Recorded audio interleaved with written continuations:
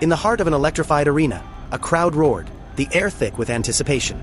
The night everyone had been waiting for had finally arrived. A legendary showdown between two titans of martial arts, Michael Jai White and Bolo Yeung. The clash wasn't just a battle of fists and feet, but a collision of generations, styles, and philosophies. Bolo Yeung, a name that echoes through the corridors of martial arts cinema, had long been a symbol of raw power.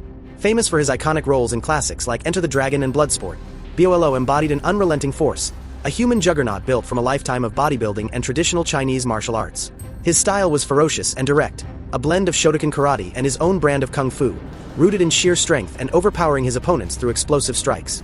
The man was a mountain of muscle, his presence alone capable of intimidating even the most seasoned fighters.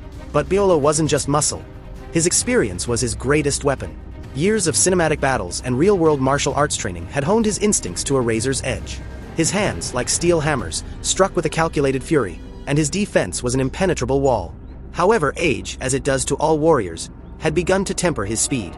Though his strength remained formidable, his reactions were a hair slower, his footwork a shade less fluid.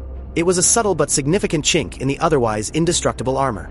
On the other side of the ring stood Michael Jai White, a modern-day warrior whose reputation was built on versatility, precision, and a deep understanding of martial arts.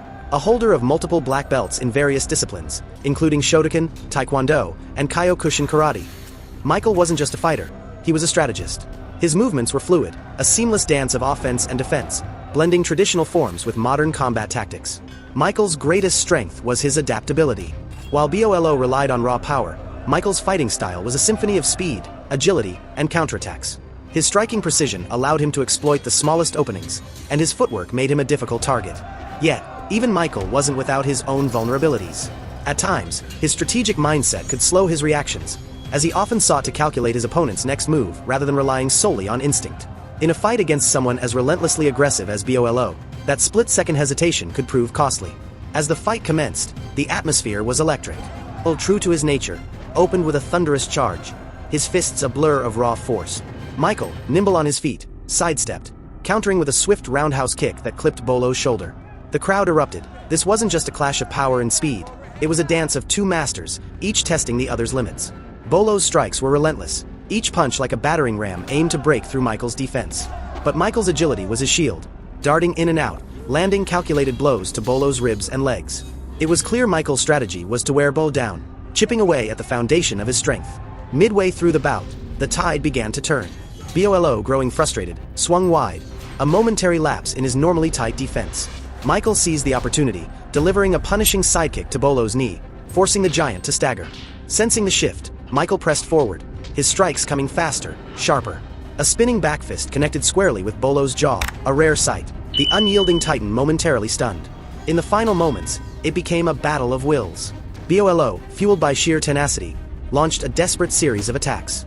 But Michael, calm and focused, weaved through the barrage, countering with a precise combination of kicks and punches. It was a masterclass in control, a fighter using his opponent's aggression against him. Then came the decisive blow. As Bolo lunged forward, Michael executed a flawless axe kick, catching Bolo's shoulder and driving him to one knee. Without missing a beat, Michael followed with a spinning hook kick that sent Bolo to the mat. The crowd erupted as the referee signaled the end of the match. Michael Jai White stood victorious, not just because of his speed or strength, but because of his strategy. He didn't overpower Bolo, he outsmarted him. He exploited Bolo's aggression, using his own force against him, and targeted the vulnerabilities that time had etched into the older fighter's frame.